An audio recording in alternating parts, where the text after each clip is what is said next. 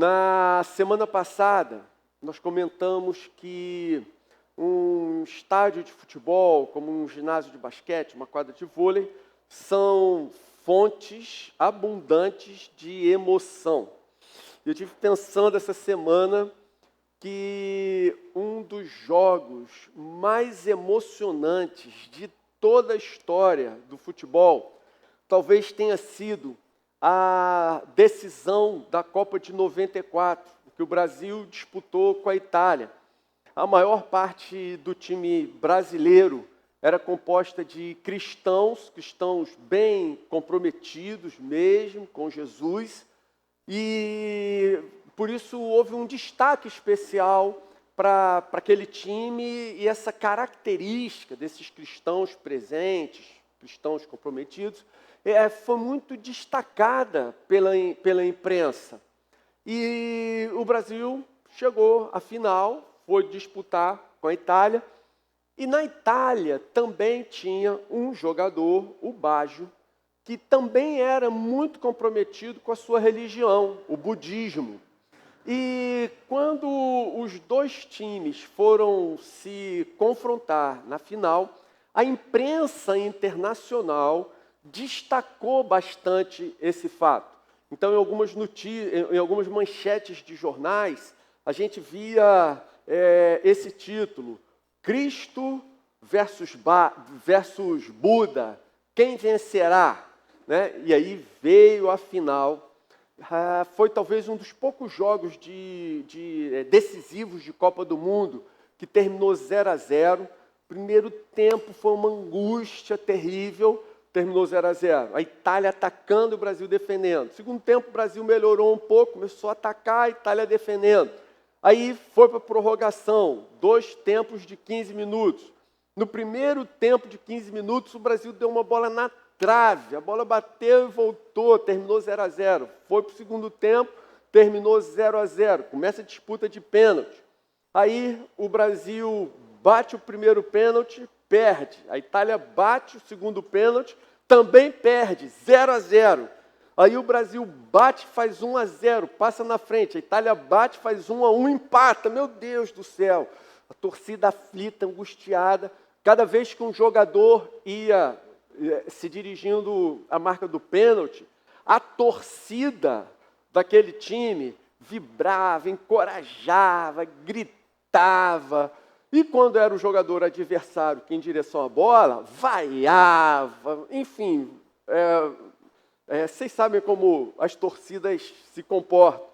Aí a Itália bateu, empatou 1-1. O Brasil bateu 2-1. A Itália bateu 2-2. Aí o Brasil bateu 3-2.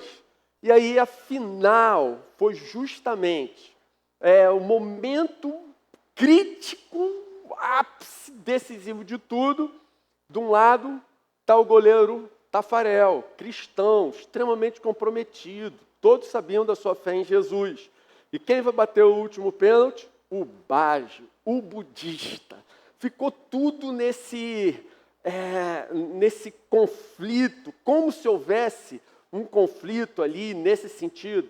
Mas Baggio se dirige à bola, extremamente confiante, fez lá sua meditação, enfim, partiu para cima da bola, chutou e a bola foi para fora. O corredor de Fórmula 1, Alex Dias Ribeiro, também cristão, ele teve a sensibilidade de escrever os bastidores da Copa. Ele acompanhou essa seleção como um capelão da Copa, do time brasileiro. Então, ele escreveu um livro e teve a sensibilidade de observar o que aconteceu naqueles instantes finais. Então, ele deu o título ao livro. O título, na verdade, foi uma pergunta, que era: quem venceu a Copa? E o subtítulo foi: não foi quem você pensa. Aparece o goleiro Taffarel ajoelhado, com as mãos para o alto, agradecendo ao Senhor. Baggio desolado, com a mão na cintura. E, na verdade, a bola foi para fora. Tá certo? Não pode-se nem dizer que o mérito foi do Taffarel que defendeu. Então, a glória de Deus, ele não dá a ninguém. Ele tomou a decisão. Foi algo que Deus decidiu por si próprio. E não tinha como nós que somos cristãos, não glorificarmos a Deus por aquele resultado. Mas o que eu queria destacar nesse momento é justamente esse fato de como as torcidas se comportam e como as torcidas podem ter uma influência decisiva numa partida.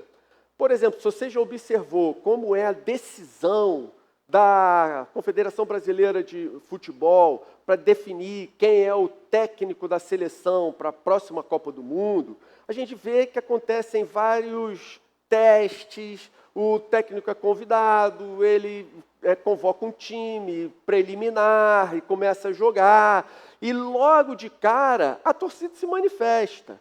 E o que a gente vê? Quando o time entra em campo e não mostra aquela decisão, aquela vontade de ganhar, a torcida já começa a vaiar o próprio time. Pelo menos os times brasileiros as torcidas brasileiras têm essa característica. Se a seleção brasileira entra em campo e a torcida vê que não está se esforçando, não está dando sangue, não está correndo atrás, já começa a vaiar.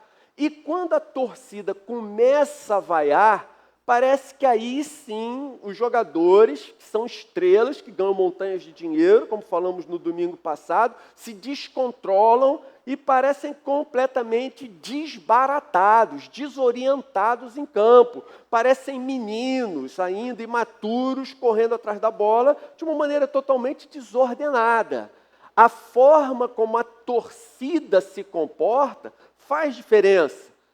Eu me lembro de jogos de vôlei, por exemplo, basquete, onde talvez a torcida seja mais incisiva, contundente e esteja bem mais próxima do seu time ali. Jogos que praticamente viraram, o resultado foi virado assim na raça, na disposição, por causa do ímpeto da torcida, encorajando o seu time, motivando o seu time, e, sempre que possível, desencorajando o time adversário. No domingo passado, também, nós citamos o caso do profeta Elias e Geazi. Eu citei o apóstolo Paulo, na verdade, eu fiz menção a um registro seu na Escritura Sagrada, eu citei o apóstolo Pedro. Hoje a gente vai dar continuidade ao mesmo assunto, e dentro de alguns instantes a gente vai ler um texto relativo à entrada do povo de Israel na terra de Canaã.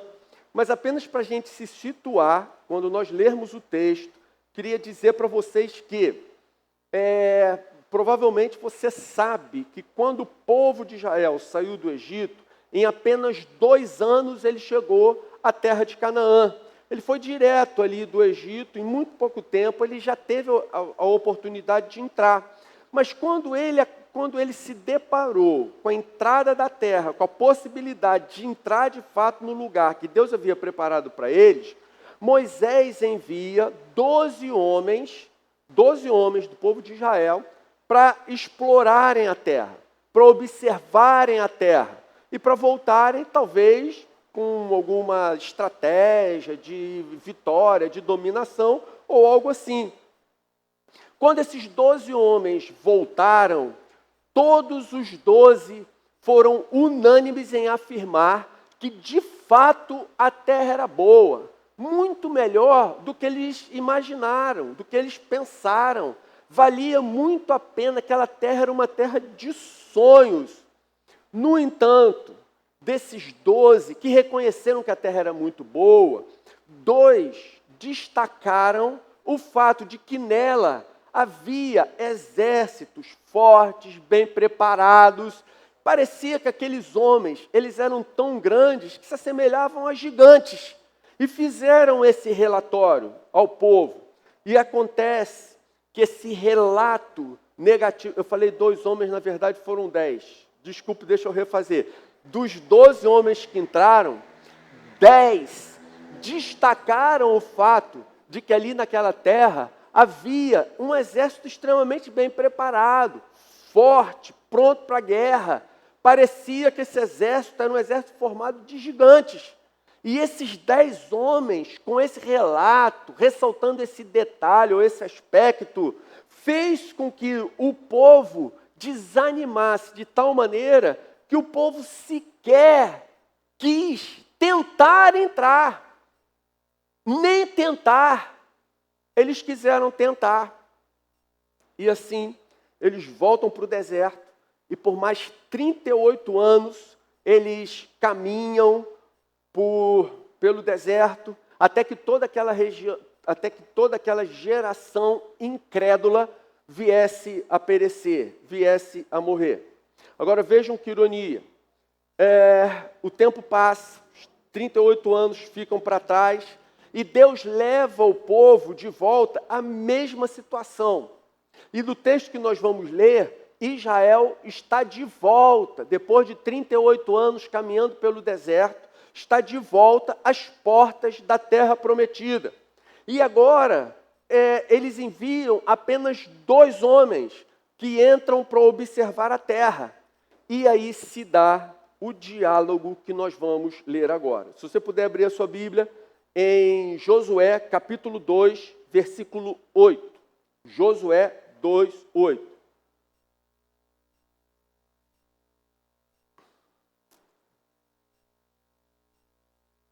O texto diz assim: antes de os espiões se deitarem, Raabe, que fazia parte do povo de Canaã, da terra, especificamente de Jericó, Raabe subiu ao terraço e lhes disse aos espiões de Israel, aos 2 homens que foram observar a terra: sei que o Senhor lhes deu esta terra. Vocês nos causaram um medo terrível, e todos os habitantes desta terra estão apavorados por causa de vocês.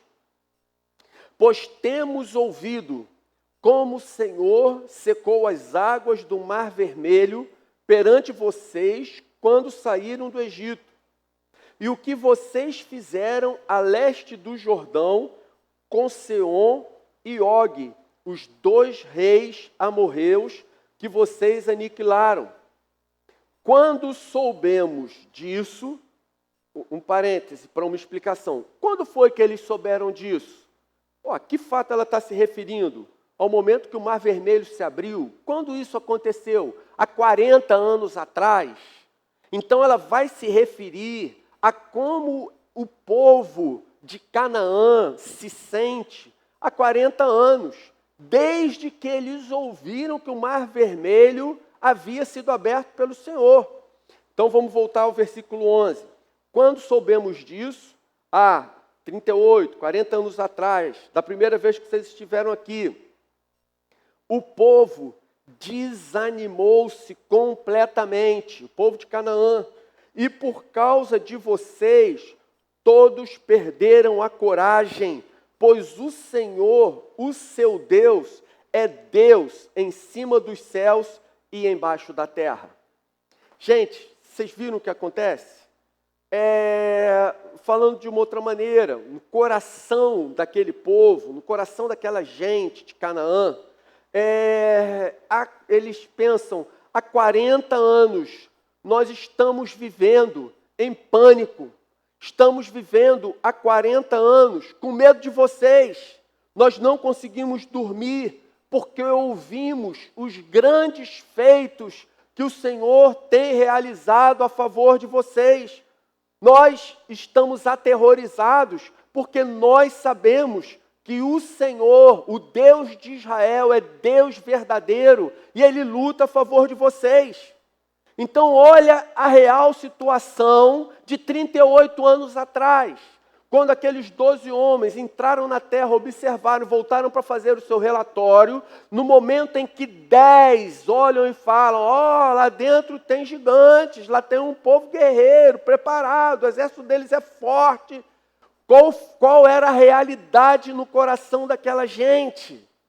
Enquanto aqueles 10 homens fazem o desserviço de abater o coração do povo. Qual é a realidade dos fatos? A realidade é que o Senhor já estava pelejando por Israel. Eles não conseguiram enxergar isso, eles não conseguiram perceber isso, eles não creram nisso, não confiaram o suficiente no Senhor, por isso desanimaram, por isso se abateram. O Senhor já havia amolecido o coração daquela gente. O Senhor já havia colocado um enorme pavor no coração daquelas pessoas. Aqueles exércitos que eles olhavam como um exército de gigantes, imbatível, na verdade estava já derrotado diante da ação do Senhor, que lutava, que pelejava por Israel. Mas aqueles 10 homens, apesar de tudo, fizeram o desserviço de levar o povo a desanimar, a se abater e a nem querer entrar, nem tentar entrar para tomar posse da terra que o Senhor havia lhes prometido. Deixa eu fazer uma pergunta para vocês. Eu fiz essa pesquisa no primeiro culto, gostaria de fazer com vocês aqui agora. Você tem algum amigo que se chama Safate? Ou já ouviu alguém com esse nome? Safate? Você tem algum amigo que se chama Igal, Gadiel, Gad, Amiel, Setu, Nabi, Guel? Você conhece alguém com esse nome? Você conhece alguém que se chama Caleb, Josué? Você conhece alguém que chama Paulo, Pedro, João, Maria, Madalena, Joana, Lídia? Irmãos, sabe o que é isso? Os primeiros nomes citados, que ninguém conhece, foram os nomes dos 10 homens que levaram Israel a desistir antes da luta. Ninguém se lembra dos caras negativos, covardes, frouxos, críticos, pessimistas, como alguém observou, alguém mesmo, porque eu não achei o nome, crítico nenhum jamais conquistou coisas grandes. Críticos não fazem filmes, críticos não constroem edifícios, críticos não mudam a história. Críticos são buscadores de culpa, são almas amedrontadas que gastam suas vidas fazendo a obra do diabo. E uma vez que aqueles 10 homens falharam em ver a situação pela fé, do ponto de vista de Deus, da realidade que Deus havia preparado para eles, toda aquela geração foi influenciada e por isso se perdeu e morreu no deserto. Então Deus diz: olha, vocês falharam no teste, vocês agora terão que vagar por mais 38 anos nesse deserto, até que vocês voltem ao mesmo ponto. E você sabe por quê? Existe um livro tão difícil de ler na Bíblia, como é o livro de Números. Você sabe por que esse livro está lá nas Escrituras Sagradas? Ora, gente, porque quando Deus tirou o seu povo do Egito e começou a conduzi-lo pelo deserto, Deus deu uma ordem: contem o povo e registrem essa contagem. Fizeram o censo e a contagem deu que o povo, considerando todas as pessoas, de todas as idades, era algo em torno de 2 milhões de pessoas. 2 milhões de israelenses, de israelitas, saem do Egito, são libertos do Egito, caminham pelo deserto e num prazo de 2 anos chegam à terra prometida. Ao final dos 38 anos de peregrinação, final total dos 40 anos, Deus dá uma outra ordem. Olha, contem de novo, conta de novo. Qual foi o resultado do censo final? 2 milhões de pessoas. Por que esses números? Gente, pelo menos por 2 motivos. Primeiro, Deus não permitiu que o povo fosse reduzido para mostrar ao mundo que o Senhor é de fato Deus, que Ele pode conduzir o seu povo por um deserto de absoluta escassez, de completa privação, ao longo de muitos anos, sem que o seu povo sofra nenhum tipo de perda. Deus sustentou totalmente, completamente o seu povo naquele período tão difícil de travessia do deserto. Por isso o povo não diminuiu. Ora, se contava com a bênção de Deus, por que o povo não cresceu então? O povo não cresceu porque Deus queria mostrar àquela primeira geração de israelenses que não creram o suficiente para entrar em Canaã há 38 anos atrás, que com esse número, 2 milhões, ela entraria, porque não dependeria da força, da estratégia, do poder de combate do povo. Quem iria lutar e dar a vitória àquela gente era o Deus de Israel, não era o seu exército, não eram os seus guerreiros. Eles tinham que partir para a luta, eles tinham que dar um passo avante, mas quem definiria a luta era o Senhor. Por isso, o número de 2 milhões que saiu do Egito, que chegou a primeira vez na terra de Canaã, que peregrinou por 38 anos e depois voltou ao mesmo lugar, não se alterou. Deus tinha um plano muito especial para essas pessoas. Deus queria provar várias coisas. Enquanto esse povo caminha, ora, lembre-se, esse foi o povo que saiu do Egito. O que chegou em 2 anos em Canaã foi o mesmo povo que viu as pragas vindo sobre o Egito, viu o faraó se curvando diante do poder do Senhor. Esse povo presenciou as maravilhas de Deus enquanto caminhava no deserto.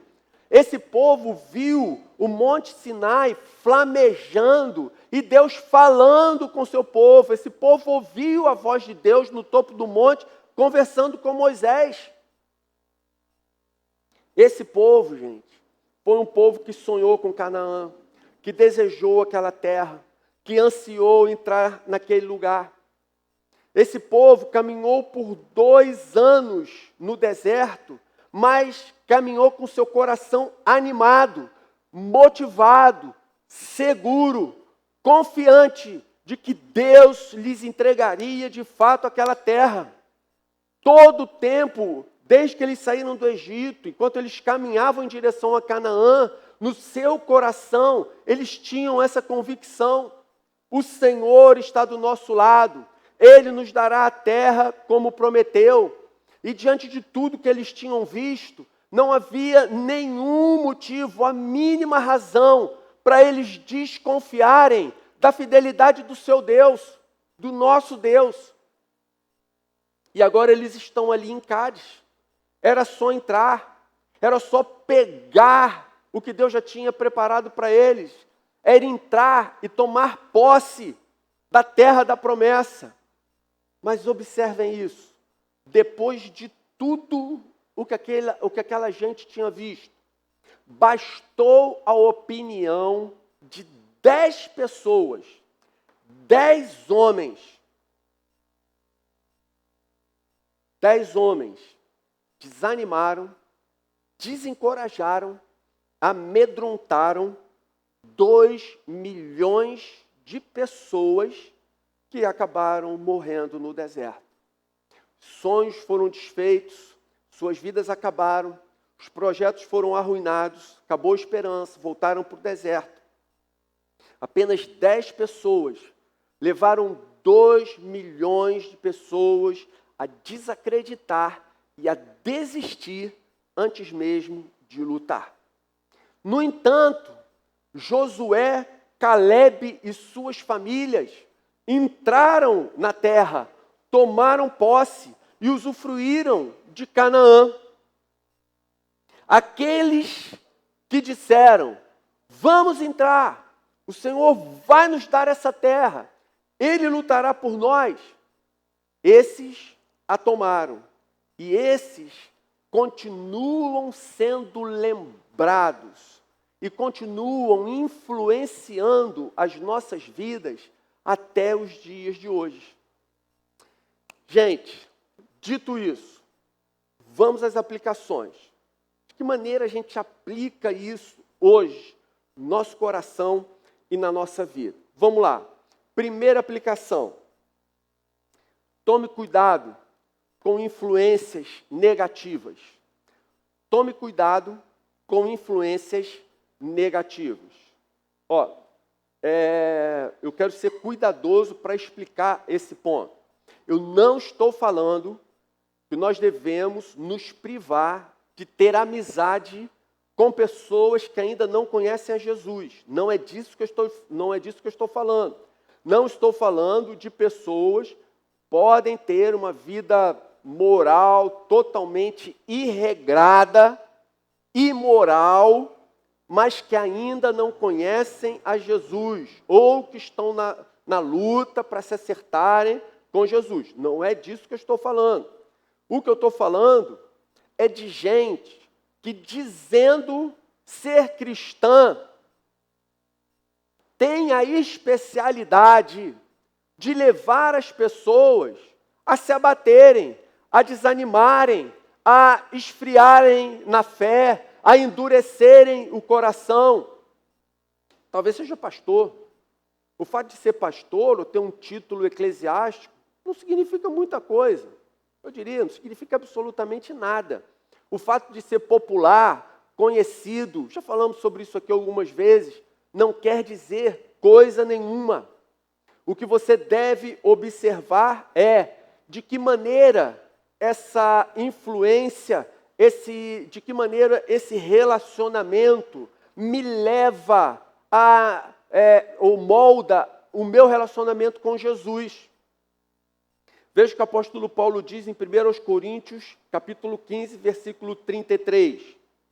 Não se deixem enganar. As más companhias corrompem os bons costumes.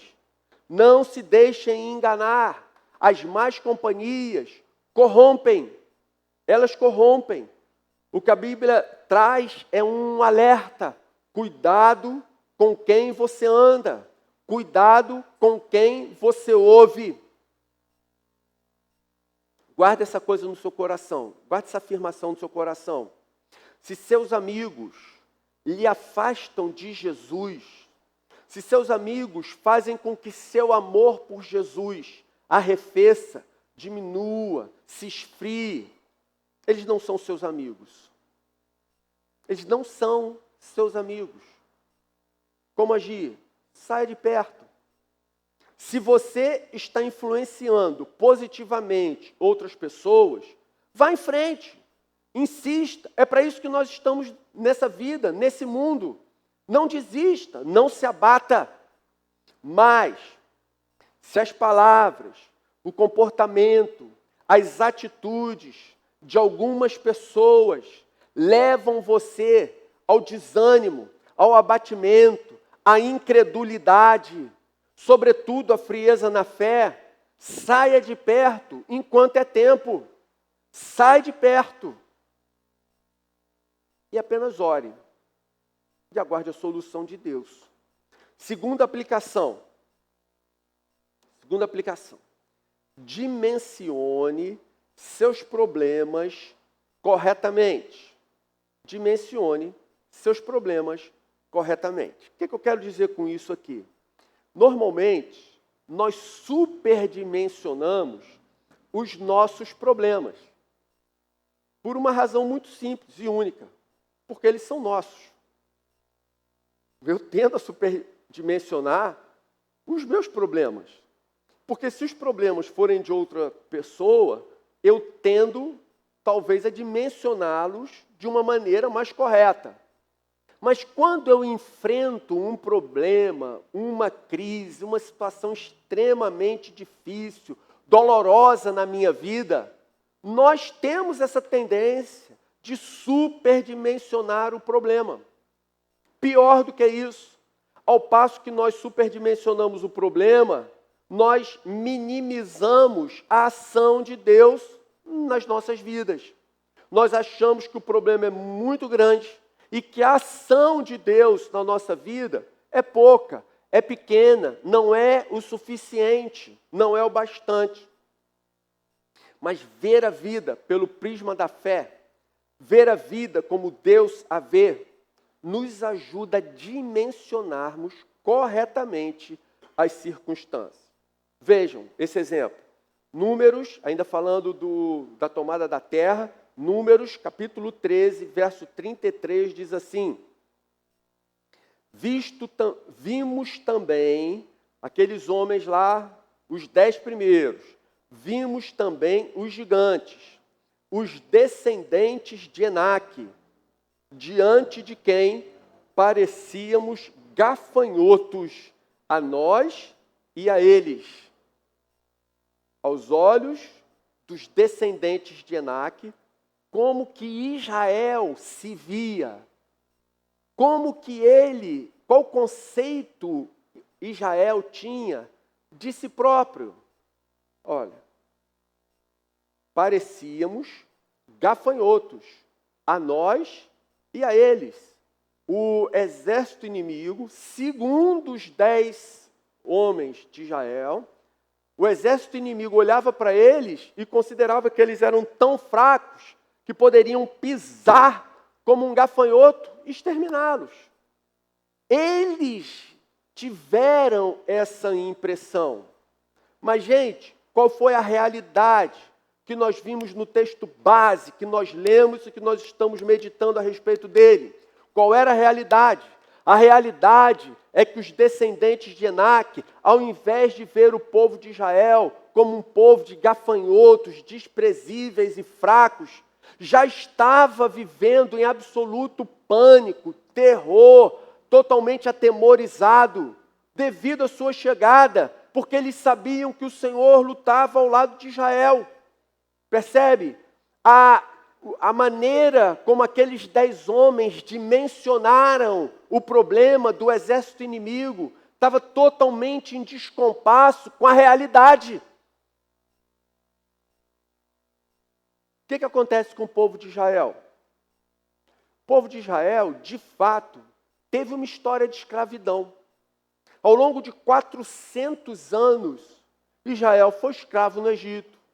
Então, aquela geração que saiu do Egito em direção à terra de Canaã e chegou lá nos primeiros 2 anos, os seus pais, aquela geração, era filha de escravos. Eles eram escravos, filhos de escravos. Seus avós foram escravos, seus bisavós também. Várias gerações antes deles, por 400 anos, houve uma sucessão de gerações escravizadas, oprimidas, controladas, que eram totalmente dominadas por Faraó no Egito. Mas agora, eles estavam livres. Usando aquele jogo de palavras, eu diria que eles saíram da escravidão, mas a escravidão não saiu deles. Percebe? Pode parecer apenas um jogo de palavras, mas na verdade aqui é de fato uma realidade. Eles, o povo de Israel, continuava vivendo como escravo. 2 anos depois de liberto, e mais algumas dezenas de anos aí, eles continuavam vivendo como escravos, não mais de Faraó, não mais de uma situação real, mas eles continuavam escravos de uma mentalidade.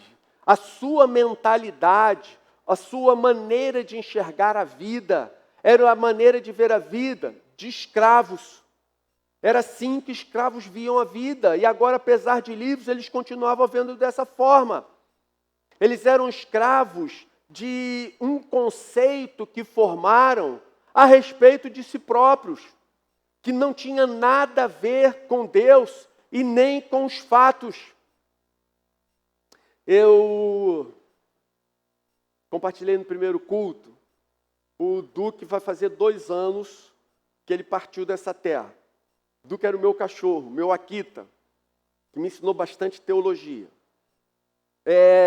O Duque, quando ele era pequenininho, a gente ensinou alguns limites para ele.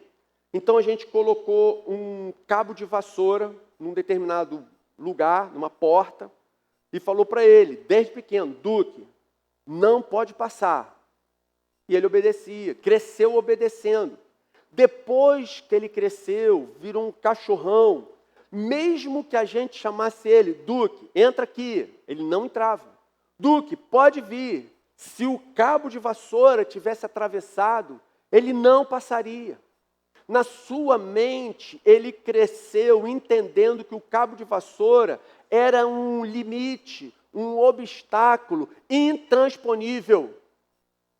Ele não podia passar dali. Era o seu limite, o cabo de vassoura colocado no chão.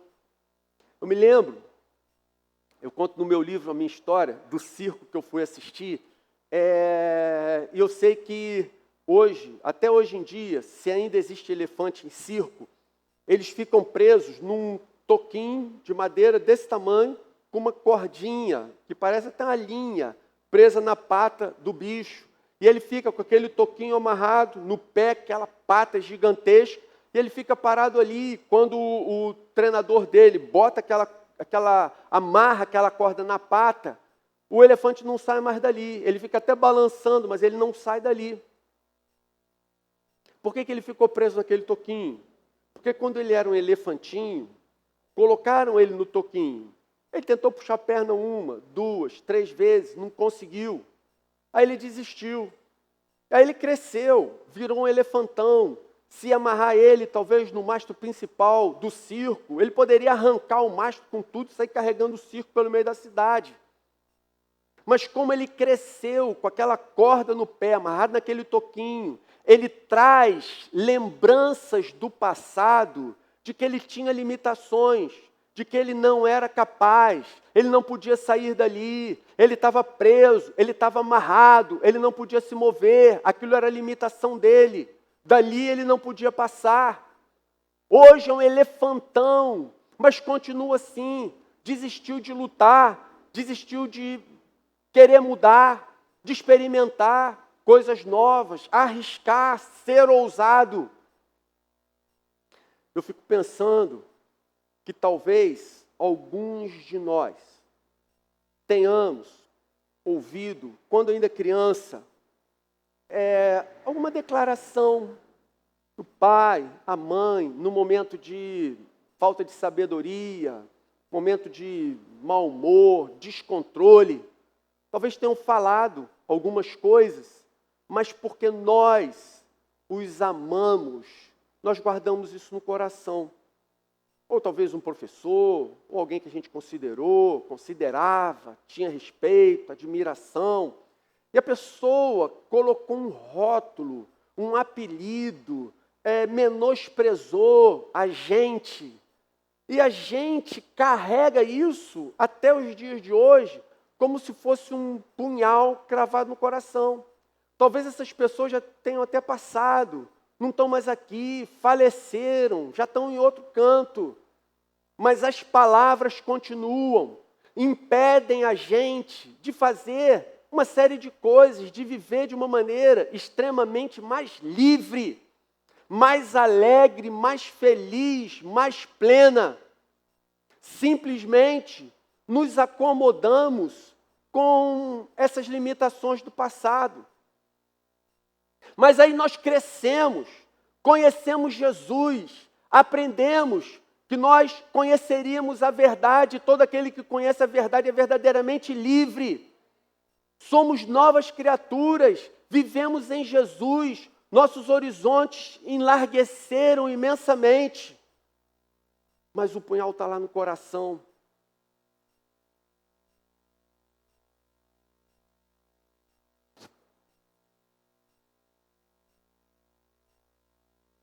Vê quanta coisa a gente ainda precisa e pode mudar. Gente, para vivermos a vida abundante que Cristo prometeu, tem muita coisa para a gente conhecer, para a gente viver, para nós experimentarmos. Então, a verdade é que aquele confronto do povo de Israel com aquele exército de gigantes da terra de Canaã era realmente um confronto desigual. Mas era desigual não para o lado dos gigantes, mas para o lado de Israel. porque Deus lutava a seu lado. Irmãos, gente, em qualquer lugar do universo, se você encontrar um único soldadinho inexperiente, mal treinado, desarmado, amedrontado, assustado, mas se esse soldadinho estiver com Deus ao seu lado, esse soldado só, ele é um exército imbatível, irresistível, insuperável, porque Deus está com ele. E se Deus estiver com ele, não há como resistir, não há como lutar, acabou a guerra, não precisa mais ir para o combate, a situação está definida. E uma vez que o buscamos, o amamos e desejamos estar no centro da sua vontade, é o Senhor quem luta as nossas batalhas. 1 João capítulo 4, versículo 4, aquele que está em vocês é maior do que aquele que está no mundo. Assim, quanto mais você percebe a grandeza de Deus, mais você entende como o seu problema é pequeno. Não estou desmerecendo a situação difícil que você passa. Mas quando você contempla a grandeza de Deus, sua bondade, sua graça, seu poder, quem é o Senhor? Gente, parece que o problema vai diminuindo de tamanho, vai diminuindo, vai diminuindo. O Senhor está do seu lado, o Senhor está do nosso lado. É Ele quem luta as nossas lutas, as nossas batalhas. Então, irmãos, quando você encarar as crises da vida, dimensione corretamente seus problemas. Elas existem. Não é um discurso triunfalista, ufanista, positivista. Não. As lutas existem, mas a realidade do Todo-Poderoso lutando elas ao nosso lado como aliado é absolutamente verdadeira. Essa é a realidade. Esse é o fato. Terceira aplicação. Aprimore sua ousadia na fé. Eu procurei essa palavra com cuidado. Não queria usar uma palavra qualquer, aí vê o coração usar. Aprimore sua ousadia na fé. Aprimorar significa, faça com que fique primoroso, ou no caso da fé, primorosa. Tenha uma fé ousada, primorosa, ou aperfeiçoe a sua ousadia na fé. Eu já tive a oportunidade de compartilhar com vocês a história do intercessor. Na verdade, é a história do avivamento no país de Gales, na primeira metade do século XX. E quando Deus chamou Rhys Howells para ser o intercessor, para ter um ministério de intercessão, Deus lhe falou, ele começou a orar, e aí ele começou a clamar por uma comunidade carente, próxima, que ele conhecia e sabia que havia famílias ali passando fome. E ele começou a orar para Deus alimentar aquelas famílias, para Deus dar sustento àquelas famílias. Então Deus virou para Rhys Howells e falou, Rhys, por que você está orando a mim? Como é que está a sua despensa? Você não tem comida na sua despensa? Você não tem comida sobrando na sua despensa? Então por que você está orando para que eu supra? Rhys, tome vergonha, vá você lá e supra aquelas pessoas. Pegue a comida que você tem na sua despensa e compartilhe com elas. E assim ele fez, ele começa uma jornada de intercessão em que Deus vai tratando o seu coração. Chega num ponto em que Deus diz para ele, agora eu vou levar você para um outro patamar de oração. Existem algumas mulheres no bar da esquina que vivem embriagadas. Essas mulheres têm uma líder que as influencia profundamente. E Deus fala para Rhys já estava muito incomodado com aquilo, mas Deus fala para Rhys, olha, eu quero ganhar aquelas mulheres, mas agora nós vamos agir de uma maneira diferente. Não quero que você tenha nenhum tipo de contato físico com elas. Não quero que você fale com elas pessoalmente. Nem vai dizer para ninguém que você está orando por elas. Você apenas vai se colocar na minha presença, e você vai interceder com clamores espirituais a favor dela, para que através do meu espírito eu as ganhe. E ali Rizolos começou a orar, começou a clamar, foram dias de oração, de jejum. Quando se aproximou o final do ano, um determinado dia, Rizolos estava pregando, aquela líder das mulheres do bar da esquina, de repente entra na igreja e se prostra de joelhos diante dele no momento em que ele pregava. E ela cai de joelhos, clamando por perdão, se dizendo arrependida, desejando mudar de vida, ser regenerada e, enfim, começar uma nova etapa na sua vida. Ali, Rizolos disse, a partir desse momento, eu entrei numa outra dimensão de oração e de fé. Porque se Deus pode ouvir a minha oração, ir na esquina e ganhar o coração daquela mulher e transformar aquela vida, o que nós podemos alcançar através da oração? Deus pode realizar em poucos instantes, numa fração de segundos, coisas que em toda a nossa vida nós não conseguiríamos. E ali Riz entendeu isso. Olha, a oração vai aonde nós jamais poderíamos, nós jamais alcançaríamos, nós jamais teríamos acesso. Os corações mais duros, eles são como água diante da ação do Espírito. Coisas profundas, coisas poderosas, coisas difíceis, situações de crises aparentemente impossíveis, aos olhos de Deus, são de extremamente fácil resolução. Para o Deus em quem nós depositamos a nossa fé, não há absolutamente impossível. A fé em Cristo desconhece essa palavra. A fé em Cristo desconhece o impossível. Jesus ensina em Mateus capítulo 11, versículo 22 a 24. Tenham fé em Deus. Eu lhes asseguro que se alguém disser a este monte, levante-se e atire-se no mar, e não duvidar em seu coração, mas crer que acontecerá o que diz, assim lhe será feito. Portanto, o Senhor prossegue. Tudo que vocês pedirem em oração, creiam que já o receberam, e assim lhes sucederá. Irmãos, vejam que coisa interessante. Jesus não diz que nós iríamos levantar a montanha com a força da nossa fé. Se fosse assim, eu diria, ninguém conseguiria.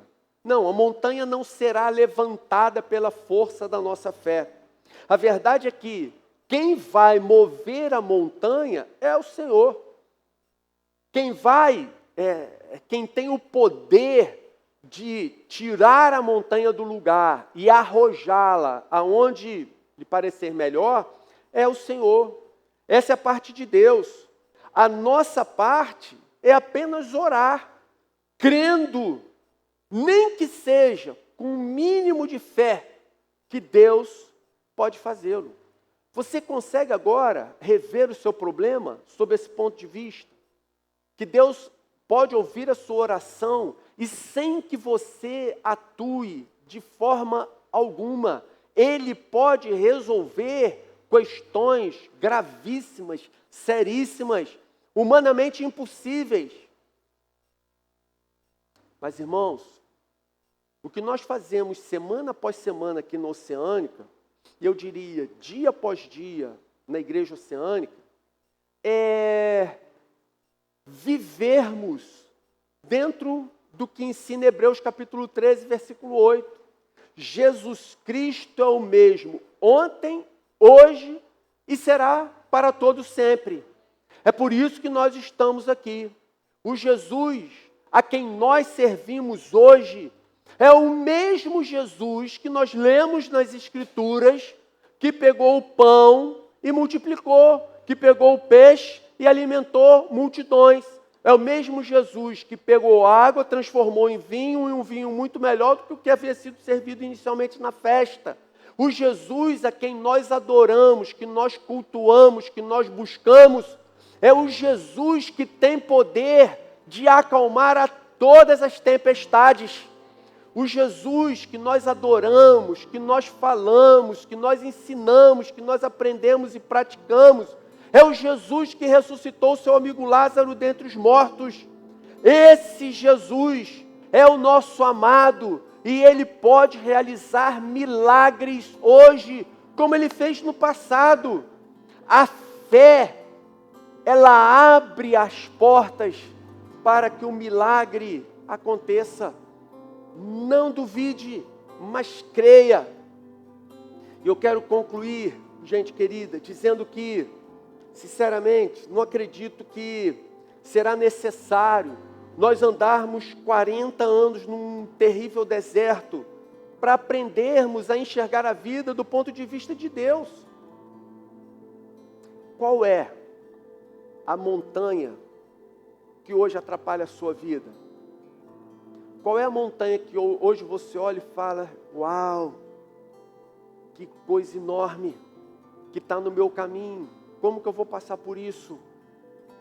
Qual é o rio que está transbordando pelas suas ribanceiras e que você precisa atravessar? Quais são os gigantes que têm assustado você? Irmãos, eu tenho convicção de que uma nova onda de avivamento está a caminho.